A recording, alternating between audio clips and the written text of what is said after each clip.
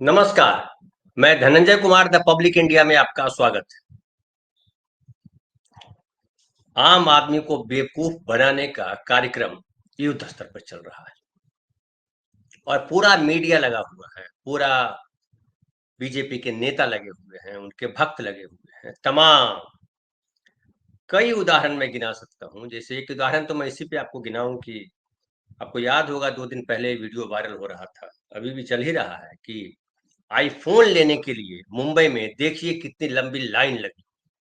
और लोगों ने कहा कि ये देखिए, मतलब लोगों ने मतलब भक्तों ने, जो मोदी जी के परम भक्त हैं, उन्होंने कहा कि राहुल गांधी ने कहा था ट्रंप के पीछे पीछे कि डेड इकोनॉमी है भारत की।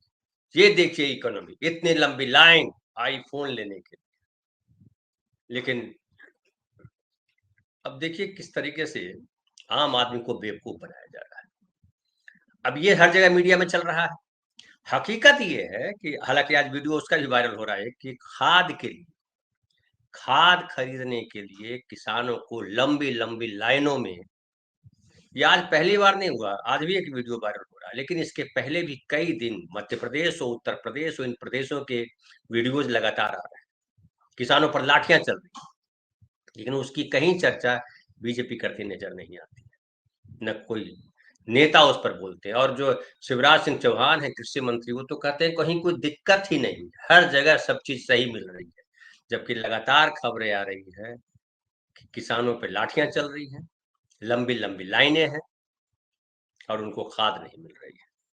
खाद के पीछे चीन है, ये समझ लीजिए। वो फिर किसी दिन चर्चा में हम बताएंगे आपको। उसके अलावा देखिए एक और चर्चा चल रही है, यासिन मलिक।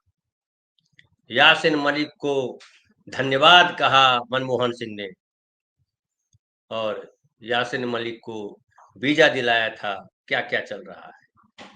वो नहीं चल रहा है कि यासिन मलिक को अटल बिहारी वाजपेयी ने पासपोर्ट दिलवाया था।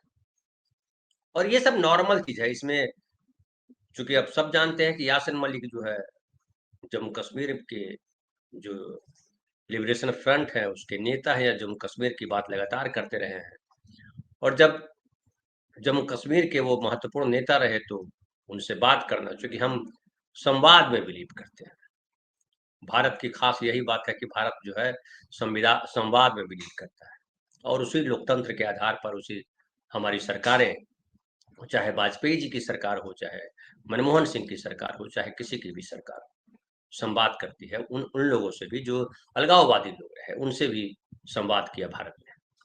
मोदी जी और जिस तरह से कर रहे हैं अमित शाह जी, और जिस तरह से 370 हटाया गया और उसके बाद कहा जा रहा है कि 370 हमने हटा दिया और किसी के प्रति नरमी नहीं।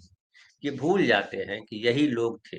वाजपेयी जी का समय याद कीजिए, जहाज हाईजैक करके ले जाया गया था अफगानिस्तान, और दो बड़े आतंकी को, हाफिज सईद और एक और अजहर मसूद जैसे आतंकियों को, अजहर मसूद खास करके, हाफिज सईद तो शायद नहीं था, वो अरेस्ट नहीं हुआ था, लेकिन अजहर मसूद जैसे आतंकी को अफगानिस्तान जाकर के छोड़ा था। लेकिन तब कांग्रेस ने या किसी दूसरे दल ने रोना नहीं रोया कि भारत का बेड़ा गर्क कर रहे हैं अटल बिहारी वाजपेयी। लेकिन अभी यही हालत है। उसके अलावा देखिए कि H1B वीजा पे भी लगातार चर्चा हो रही है, और अमेरिका ने कहा है कि अब इसका चार्ज बढ़ा दिया है। पहले 3 साल के लिए 6 लाख रुपया खर्च होता था मैक्सिमम वीजा को, और 3 साल और रिन्यू करते थे, यानी एक बार में 3 साल, दूसरी बार में 3 साल, और 6 दूनी 12 लाख रुपया में काम चल जाता था। लेकिन अब H1B वीजा जो है उसके लिए 88,000 क्षमा करेंगे, अब जो है इसके लिए देना पड़ेगा 5.28 करोड़ रुपए 6 साल के लिए, चूंकि हर साल रिन्यू करना पड़ेगा। पहले 3 साल का एक टर्म होता था, अभी हर साल वीजा रिन्यू करना पड़ेगा। और इसका असर ये हुआ है कि 50 गुना वीजा का खर्च बढ़ गया है। यानी अब जब कोई भारत से ले जाएगा टेक्निकल स्टाफ, कोई कंपनी अमेरिका की ले जाती है तो उसको अब इतना, कहाँ 6 लाख, 6 दूनी 12 लाख कर दीजिए, और कहाँ अब जो है 5.28 करोड़ रुपए, कितनी बड़ी रकम हो गई है। और इसमें 50 गुना बढ़ गया है। तो जाहिर है इसका असर जो है, जो यहाँ नौकरियों के लिए जो जाते हैं यहाँ से H1 वीजा पे, H1B वीजा पे, उनके लिए बड़ी मुश्किल आ गई है। और अमेरिकी सरकार जो है हर साल, ये 90 में व्यवस्था शुरू हुई थी, H1B वीजा जो शुरू किया गया था, और उसमें हर साल अमेरिकी सरकार लॉटरी से 85,000 वीजा जारी करती है दुनिया भर के लिए, कि 85,000 लोगों को आप, कंपनियों को छूट देती है कि आप H1 बी वीजा के तहत आप 85,000 लोगों को बुला सकते हैं। और जो बड़ी बड़ी कंपनियां हैं, चाहे वो गूगल हो, चाहे वो अमेजॉन हो, चाहे भारतीय कंपनियां हो, तमाम कंपनियां वहाँ अमेरिका ले जाती है बाहर से लोगों को। और इसमें जो सबसे ज्यादा हिस्सा है, जो 85,000 H1B वीजा जो जारी करता है हर साल अमेरिकी सरकार, उसमें सबसे ज्यादा भारत से लोग जाते हैं, 73% भारत से लोग जाते हैं। उसके बाद चीन से 12-13% लोग जाते हैं। तो सबसे ज्यादा इसका असर जो है भारतीयों पे पड़ने वाला है। और अब देखिए कि हर साल 88 लाख रुपए देना नियोक्ता कंपनी के लिए, चाहे वो जो जो जिनको जाना है उनके लिए बड़ा मुश्किल हो जाएगा। अब ये भी देखिए आ रहा है कि भारतीय ज्यादा इसलिए भी जाते हैं, और जिस पर बड़ा वहाँ के जो अमेरिकी सरकार है वो कह रही है ये वीजा का ये बढ़ाने के क्रम में, कि यहाँ पे H1B के तहत ऐसे कर्मचारी अमेरिका पहुंचने लगे थे, ये अमेरिकन अधिकारी कह रहे हैं, जो सालाना $60,000 न्यूनतम पर काम करने के लिए तैयार हैं, जबकि अमेरिकी टेक्नोलॉजी कंपनियों में काम करने वाले स्थानीय कर्मचारियों का सालाना वेतन $1 लाख है। यहाँ पे महाराष्ट्र में या और दूसरी जगहों पे आता है कि बिहारी लोग आते हैं, वो कम पैसे में काम करने लगते हैं और इसलिए इनको भगाओ। अब आपके यहाँ जो होता है वहां भी हो रहा है। अमेरिका में उन लोगों ने कहा कि अब 66-60 हजार डॉलर में आप काम करने लगते हो, जबकि यहाँ $1 लाख पे काम करते हैं, तो कम पैसे में काम करते हो, इसलिए ज्यादातर कंपनियां भारतीयों को बुला करके लाते हैं, ये कहा जा रहा है। और व्हाइट हाउस के जो स्टाफ सेक्रेटरी है बिल शार्फ, उन्होंने कहा कि H1B वीजा सिस्टम का सबसे ज्यादा दुरुपयोग हो रहा था, कि वीजा ऐसे बेहद कुशल कर्मचारियों के लिए है जो उन क्षेत्रों में काम करते हैं जिसमें अमेरिका के लोग काम नहीं करते हैं। ऐसे लोग ये काम करने अमेरिका, मतलब अमेरिकन उपलब्ध नहीं है जिन नौकरियों के लिए, जिन टेक्निकल नौकरियों के लिए, जिस विशेष नौकरियों के लिए, उसके लिए आप आउटसोर्स कीजिए, आप बाहर से बुलाइए लोगों को। और H1 बी वीजा जो है इसके लिए लाया गया था, इनका ये कहना है। लेकिन इसका इस्तेमाल जो है गलत तरीके से हो रहा है, और इसकी वजह से गैर अमेरिकी लोग अमेरिकी लोगों की नौकरियां खा रहे हैं, ये कहा जा रहा है। और इसका असर बताया जाता है कि अब कम से कम 3 लाख लोगों पर इसका असर पड़ेगा, जो यहाँ से गए हुए 3-3 6 साल के लिए। अब उसमें से ज्यादातर लोगों को वापस भारत भेज दिया जा सकता है, क्योंकि इतना पैसा नहीं दिया जा सकता है। और इसलिए अब एक देखिए, अब दूसरी तरफ देखिए यहाँ हिंदुस्तान में क्या हो रहा है, अभी मीडिया में चलना शुरू हो गया है कि अच्छा है अमेरिका ने बढ़ा दिया है, और अब जो है वो सारी कंपनियां जो वहाँ काम कर रही थी, अमेजॉन हो चाहे वो हो, अपना हेड ऑफिस या अपना ऑफिस जो है यहाँ बनाएगी, हिंदुस्तान में अब रोजगार आएंगे, ये कहा जाने लगा है। और देखिए इंफोसिस के एक्स CFO, क्षमा करेगा, मुख्य वित्तीय अधिकारी मोहन दास पई, हिंदुस्तान अखबार ने लिखा है उनके हवाले से, मीडिया किस तरह से देखिए लग गया उसको ठीक करने में, ने इस धारणा को खारिज किया कि कंपनियां अमेरिका में सस्ते श्रम भेजने के लिए H1B वीजा का इस्तेमाल करती है।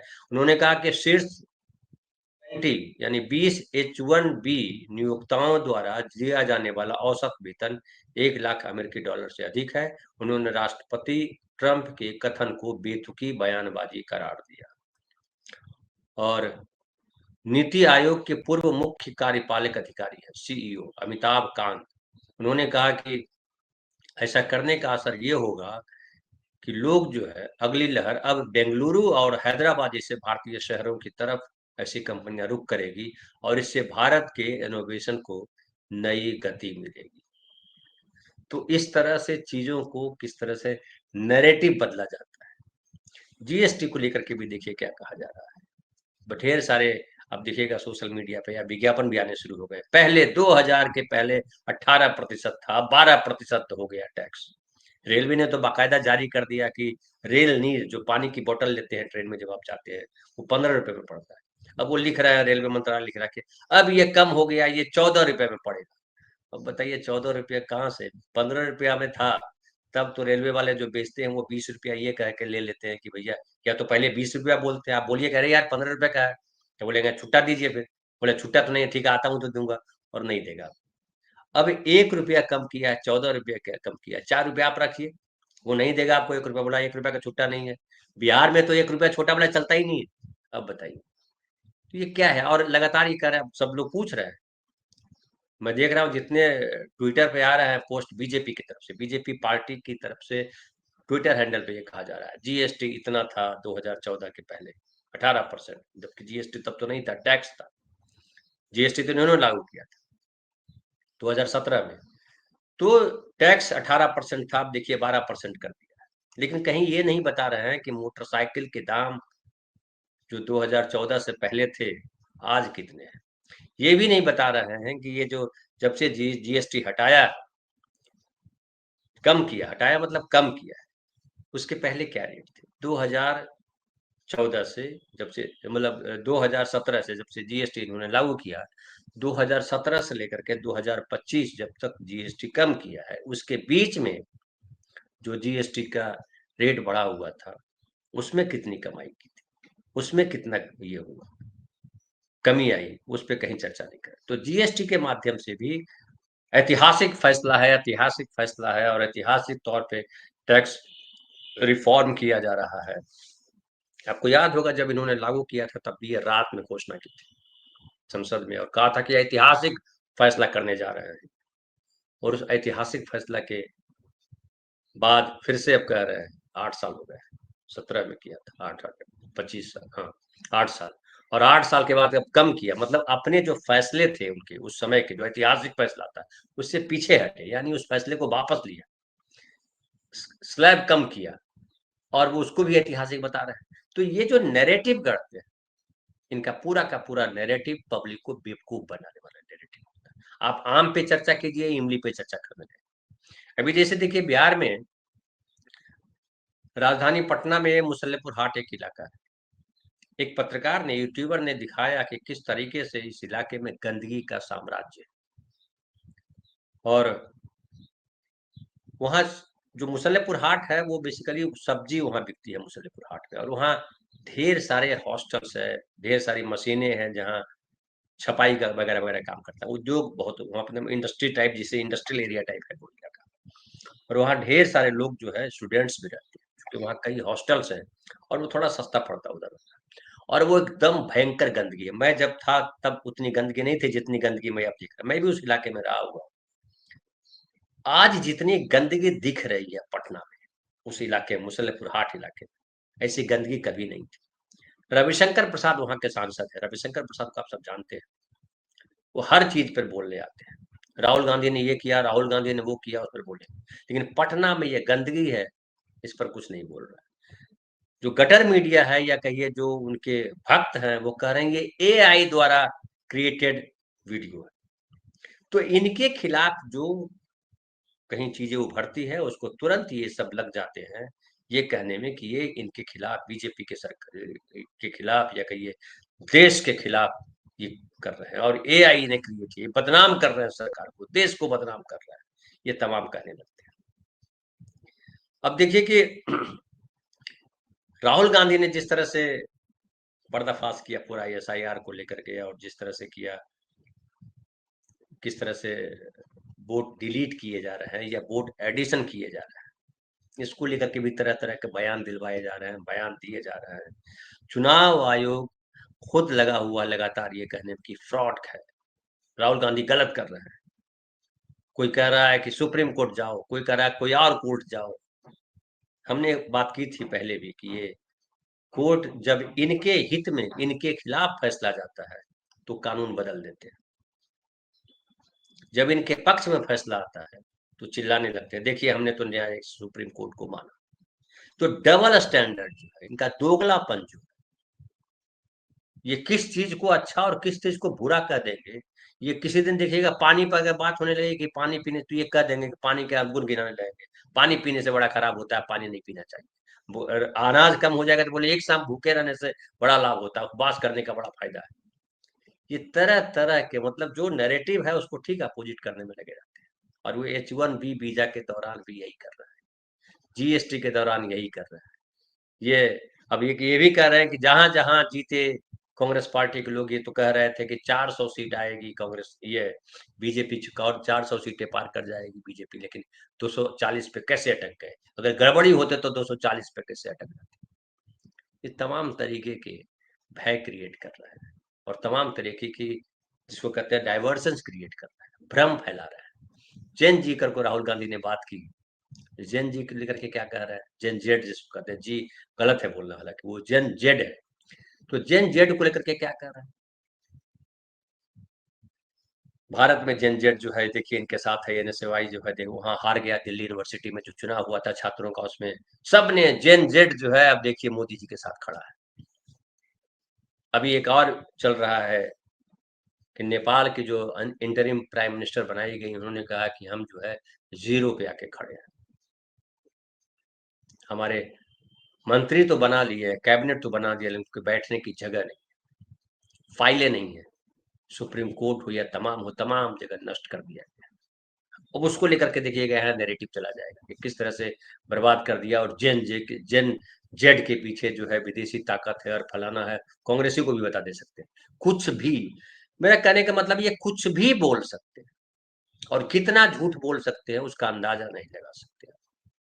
और उनके पास सबसे बड़ी ताकत ये है कि पूरा upper class media, gutter media, तमाम लोग इस पे लगे हुए हैं। और किस तरीके से जो राहुल गांधी नैरेटिव करते हैं, जो बिहार में नैरेटिव चल रहा है, जो देश में चल रहा है, जो आम आदमी की आवाज है, उन सबको दफन कर दिया जाए। और आप इसको अगर शुरुआत से मैं वापस गिना दूं तो लंबा हो जाएगा, हालांकि आप देखिए कि नोटबंदी की कितनी तारीफ कर रहे थे, जीएसटी की कितनी तारीफ कर रहे थे, कोरोना में कितनी लंबी लंबी बात कर रहे थे, ये इंजेक्शन से ये हमने कर दिया, ये टीका कर दिया, ये फलाना कर दिया। फाइनली क्या हुआ? खाद को लेकर के हम अभी मोदी जी बोल रहे हैं कि हमको चिप से लेकर के फलाने तक खुद बनाना है। अरे तो चिप से लेकर के जहाज तक बनाना है तो कौन अब तक रोक रहा था? 11 साल से आप प्रधानमंत्री हो, किसी ने रोका क्या कि नहीं नहीं प्रधानमंत्री जी हिंदुस्तान में मत बनाइए, बाहर से लेके आइए, ऐसा किसी ने कहा क्या? तो करना कुछ नहीं, लेकिन ढोल बजाना, तरह तरह से ढोल बजा रहे हैं। और लगातार अब जो मैं ये भी देख रहा हूँ कि अमेरिका में जब जब मोदी जी जाते थे, मोदी मोदी मोदी हुआ करता था, अब वो सब रो रहे हैं। उसमें से ढेर सारे लोगों को वापस भारत भेजा जाएगा, आना पड़ेगा, मजबूरी है, चूंकि नौकरी उनकी चली जाए। इसके अलावा देखिए कि जिस तरीके से पूरी दुनिया के अंतर्राष्ट्रीय राजनीति जिसको कहते हैं, नरेंद्र मोदी जी को लगातार झटका मिल रहा है। इस बात की बड़ी चर्चा हुई कि देखिए ट्रंप ने बात की नरेंद्र मोदी जी से, जन्मदिन पर बधाई दी, लेकिन जन्मदिन पर बधाई दी, कहा मेरे दोस्त हैं, लेकिन टैरिफ लगा हुआ है 50%। लगातार भारतीयों को कैसे जीवन मुश्किल किया जाए, लगातार ट्रंप लगे हुए हैं इस क्रम में। और ये H1B वीजा को जो उसके जो रिन्यूअल की राशि बढ़ाई है, 50 गुना कर दी है, उसके पीछे ये एक तरह से कहिए कि मोदी को एक और झटका दिया है ट्रंप ने। लेकिन मोदी जी जो है इस झटके पर कुछ बोलने के बजाय वो कहेंगे कि इससे नैरेटिव चलवाएंगे कि इससे देश को फायदा होगा, वो सारी कंपनियां हिंदुस्तान आएगी। जिससे चीन के साथ वही हुआ था कि चीन और अमेरिका में एक जमाने में थोड़ा टसल हुआ, तो कहा सारी चीन की कंपनियां भारत आ जाएंगी, अब यही इंडस्ट्री लग जाएगी। कुछ नहीं आया। आया अब क्या आता है चीन से? चीन से खाद, दवाइयाँ, कच्चे माल जिसको कह सकते हैं, कि उसके बाद उसको तैयार किया जाता है, प्रोसेस करके फिर जो है उसको मार्केट में भेजते हैं, बंद करके उसको क्या कहते हैं, उसको पैकेजिंग करके। टेलीविजन हो, कंप्यूटर हो, ये तमाम जो है वो असेंबल होते हैं यहाँ पे, उसको कह रहे हैं हम प्रोड्यूस कर रहे हैं, हमारा इतना निर्यात बढ़ रहा है। अमेरिका ने इस तरीके से, जिस तरीके से निर्यात पे जो टैरिफ लगाया है, उसको लेकर के कितना बड़ा नुकसान हुआ है। उस पर चर्चा न चले, इसके लिए जीएसटी कम कर दिया, अब शोर मचा रहा है। अब कई बात हो रही है कि भैया अमेरिका को जो निर्यात हमारा था कहाँ तक है, ये कहीं चर्चा नहीं। घुसपैठिया वाली बात को लेकर के आप जानते हैं, मैंने इस पर बताया कि घुसपैठिया आज तक ये सरकार, नरेंद्र मोदी सरकार 11 साल में नहीं बता पाई कि कितने घुसपैठिए इस देश में है। बल्कि अगर घुसपैठिए को बांग्लादेश भेजने की बात करिए तो मनमोहन सरकार ने हर साल, अब ये एग्जैक्टली मुझे डेटा नहीं याद है, लेकिन कभी 6,000, कभी 6,500, कभी 5,500 बांग्लादेशियों को भेजा उन्होंने। लेकिन नरेंद्र मोदी का शासनकाल जब से है, उसमें अगर हम आपको बताएं कि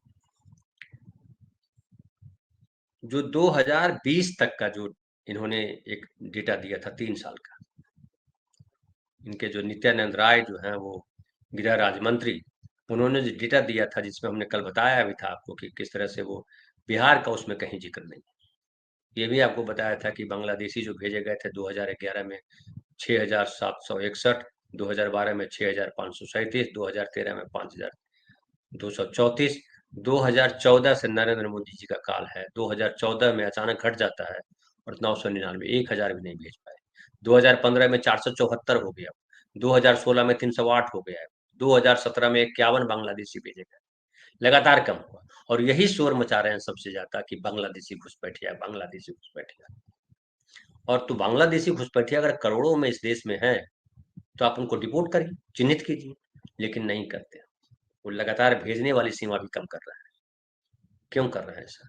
क्योंकि इनको उससे लाभ मिलता है, हिंदू मुसलमान करने में फायदा होता है, और पूरी रणनीति इनकी हिंदू मुसलमान है, इसके अंदर कुछ नहीं। ये खाली यासिन मलिक को इसलिए अभी उभार रहे हैं कि वो फिर वो हिंदू मुसलमान हो, लेकिन जमीन पे लगातार हर क्षेत्र में नरेंद्र मोदी ने देश का भट्ठा बिठा दिया है। ये एक मोटी लाइन अगर कहूँ तो यही, वो चाहे आईफोन की लाइन कोई बता रहे हैं कि ये इकोनॉमी बड़ी कमाल काम कर रही है, लेकिन ये कमाल काम कर रही है बताने वाले भूल जाते हैं कि भाई बड़ी आबादी जो है, 85 करोड़ आबादी जो है 5 किलो राशन के लिए लाइन में लगी हुई है। बड़ी आबादी जो है वो किसानों के लाइन में लगे हैं खाद लेने के लिए। बड़ी आबादी है जिनको नरेंद्र मोदी जी जो है किसानों को 6,000, फलाने को 1,800, उसको 2,000, उसको 2,500 रेवड़ी बांट रहे हैं। इस पर बात नहीं, लेकिन शिक्षा स्वास्थ्य व्यवस्था की हालत कितनी खराब कर दी है इसका अंदाजा लगाना मुश्किल है। हर जगह क्वालिटी लेवल कमजोर हुई, जिसे कह रहे हैं कि बिस्किट का दाम तो बढ़ा नहीं, लेकिन बिस्किट का दाम नहीं बढ़ा, लेकिन बिस्किट की क्वांटिटी कम हो गई। पहले अगर समझिए 5 बिस्किट थे तो अभी वो 4 बिस्किट में तब्दील हो गया, यानी उसको कम किया गया। और ये आम आदमी की आवाज, आम आदमी की आवाज कहाँ तक पहुंचती है? आम आदमी की आवाज पहुंचती है जब अखबार लिखता है, मीडिया लिखता है। मीडिया को जिस तरह से अपनी जेब में रख लिया और उसके मुंह में वही भर दिया है जो कचरा फैलाना चाहते हैं देश में। पूरा मीडिया कचरा उगल रहा है, और तरह तरह से कैसे सोशल मीडिया हो, चाहे वो टेलीविजन मीडिया हो, चाहे वो यूट्यूब मीडिया हो, चाहे वो अखबार प्रिंट मीडिया हो, तमाम जगहों पे इनका कब्जा है एक तरह से समझिए, और सब जगह झूठ फैला रहे हैं, केवल झूठ फैला रहे हैं। अब ये हमें आपको समझना है कि झूठ से कैसे बचाएंगे देश को। फिलहाल इतना ही, बहुत बहुत धन्यवाद।